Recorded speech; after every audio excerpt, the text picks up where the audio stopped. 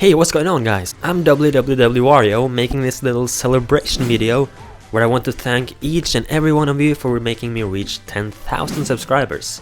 It's been a goal I had for a long time and I didn't think I would reach it, but now I have. I've been thinking for the last week or two about what I could do to celebrate this, but I just couldn't come up with anything. I thought about videos that would be more special or different than normal, but I just couldn't come up with any unique topic to talk about. So what I decided to do was to take you all back in time on a little trip and take a look at how I uploaded my first video and so on. A look back. I began my YouTube channel back in 2009. I was getting more interested in videos and YouTube in general, so I basically tried to just make a channel to test out its features and to be able to post comments and send messages. I tried to name my channel Wario at first, but it was already taken, so I eventually ended up with WWW Wario. I brought together some fake Super Smash Bros. Pictures from my first video, taken them from Google, and put in Ralph McTell's Streets of London as background music, and uploaded my first video the 4th of March 2009, and called it Super Smash Bros. Fake Pictures. Obviously, I had no idea what subscribers or anything was back then. The only thing I knew for sure was the rating system, where you could rate videos from 1 to 5 stars. However, I had seen many people used to write "please comment and subscribe" or similar sentences at the end of their videos. So I thought, heck, why not do that myself? I thought that was what the professionals wrote, so I guessed it was correct in some way to write that in the end of video myself, and so I did. When I was even younger, I had made a cartoon of my favorite video game character, Wario. I had drawn some pictures in Microsoft Paint and tried my best to write English in their speech bubbles. And after uploading this first video of mine, I thought that why not upload more? And I put together these pictures that I made long ago and called the series The Wario History. Though I only had a few episodes for some reason, even though I had made and drawn the entire story. Video games has always been special to me. Since I grew up with games like Super Mario 64, Donkey Kong 64, Diddy Kong Racing, Mario Golf and more. And after making my YouTube channel and uploading my first videos, something really caught my attention. To my huge surprise, people had actually made their own video games. This was just sick. I became super interested and looked at many self-created games. I sent messages to some people using my not so professional English skills, while I sometimes was lucky and sent to a Norwegian guy, and asked them how they made their games. I quickly got into ClickTeam's Multimedia Fusion too, a powerful application and game creator. It was very complicated for me at first, but I was super hyped to make my own video games.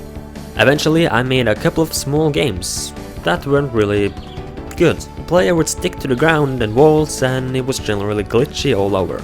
Though I had managed to make interactive buttons, walking and jumping, and I was so proud of that. You can though make a game like that in less than 5 minutes. Anyways, as I learned more and got to know the software more over a pretty long period, I decided to make my first very own full game, starring none other than Wario himself. I found some screen recording softwares on Google and YouTube and all around the internet, recorded my games and started to upload videos of them on YouTube. My first game, Super Wario 10, eventually came to a completion, and I presented the game as if it was a game made by Nintendo themselves. I was overproud over making my own Wario game, and even though it was short, glitchy and not very good at all. Although it was a complete game with custom graphics and had made a trailer for the game and made it very clear that the game was not made by Nintendo. Whoa, I had really high expectations back then.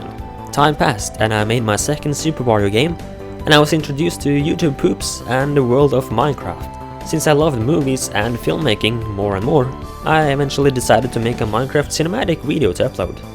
After getting to know the game, acquiring some mods, editing softwares and music, my first Minecraft film, The Birth of Enderman, was uploaded, where I basically just made up a story on how the Endermen were born, and tried to make it mysterious and deep. I continued to make other Minecraft films, most of them being not so deep. After a good amount of time, The Birth of Enderman views began to grow like mad. 1,000 views passed, 2,000 views passed, 10,000 views passed! I thought that, what if I make this into a big story? So I began working on the sequel, The Destiny of Enderman, and my channel eventually started to grow subscribers faster and faster than before. On the 30th of May 2013, I passed 1,000 subscribers. That is about a bit over a year ago. It was a huge number for me and I thought to myself, now I'm gonna get big on YouTube. I continued to make Minecraft short films, YouTube poops, uploading videos of my own games, and since everybody requested it, I uploaded more videos of this Waluigi rumor. A few months after, on the 28th of July, I passed 2,000 subscribers, and I was super hyped to make videos, as often as I could. Eventually, I came up with a new idea of a type of video to make. Previously, I had only made videos of my self-created games, YouTube poops, and the famous rumor of Waluigi being in Mario 64 DS, but I thought I'd take a step further, making a series called Gaming Mysteries, where I would talk about mysteries in games, rumors and theories all around. It seemed to grow fairly popular, that series, and I continued to do it. And since I also love mysteries and video games, it was a pretty good deal. Today I am at 10,000 subscribers, and again I cannot thank you enough. Would be super cool if we could keep this going. So I started to think about, alright, I've told you my story on YouTube, but what more can I do for this video? So I thought, why not take you a little behind the scenes in the making of my video games? So let's go into Multimedia Fusion 2. So here we are in Multimedia Fusion 2. Please excuse the watermark that you see in the top of your screen. It is basically because I don't have the full version of the screen recorder I'm using. Anyways, let's go a bit behind the scenes. We move into this test level. Let's see, where do we have it? We have it right here. This is the level I use to copy and edit for every level I make. Here we have, we can close this off. Here we have everything that I need. Here we have all the transformations out of sight on the screen, because this is the play area. All the way over here, and I can make it as big as I just want to. This here is the player. The player detector. However, this is not seen in-game because, as you can see here, it is invisible. If I click here, visible at start, and then try to run the game, you can see the little yellow box behind Wario right here. That is because Wario doesn't really collide with the walls and ceiling and ground.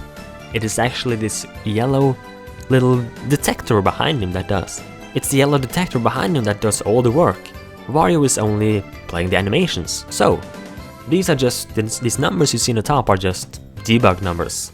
So when I walk, it basically shows a number here. You can see 4 minus 4. It's basically just to test out like the speed of Wario and how it looks like when he's jumping, and yeah, his coordinates basically. So, what I do when I make a new level is that I make sure that this and this is not shown, so I don't delete them. And then I move these out of sight, because you don't want the debug to be in the levels, right? And then we move this, this, and the rest of the counters here out of sight.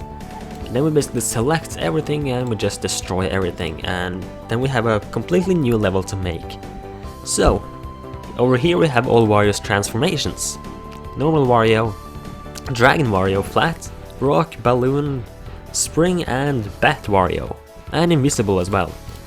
This is Waluigi, an unused one, or not that I'm using at the moment.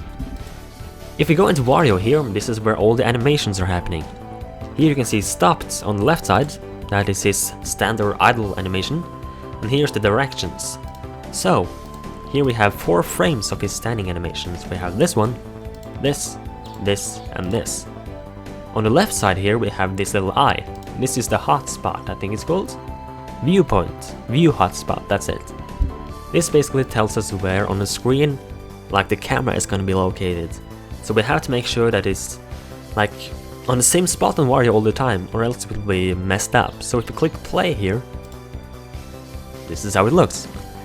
So here, if you go to direction options, we have speed, and we can choose to loop it however we want to. So back to this hotspot thing, if I like move this over here, this will happen. So you can see why it's important to like locate it perfectly. And then just copy this one and paste it over here, and click right click and flip horizontally. That way we will have an animation for both sides. Here we have walking, and that is 10 frames for walking animation. And it looks like this if we click play, and we can increase the speeds to, let's increase it to 60, and it looks like this. So if we enter the game and try to play now, let's test how it looks while walking now. So if you jump over here, you can see. Yep, that's how it looks now. So we have to make sure that the walking speed is correct. Down here we have jumping, falling, crouching, ground pounding, exit door, enter door, and all of the animations I need. Enter pipe as well, and basically all the animations I need. I can just add on as many animations as I want to. And we have on the top here, we have 3 different buttons. The left one is the storyboard editor. This is where all the frames of the game are located. A frame is, for example, a level, or a menu, for example. Here we have one frame that is the main menu. Here we have another frame that is a part of the intro. Here we have another frame that is Upper Road, the first level. And basically that. And we can also do this, zoom out to 25%, and we get a nice view of the whole level I made. And basically what I do when I make these levels is to make something called tiles. This is a tile. This is the ground, and I just copied that one instead of making like one big picture that is the map. So instead of that we have like several small ones. So if we go back here and we go into let's say the world area here. This is a white square that is the fading effect.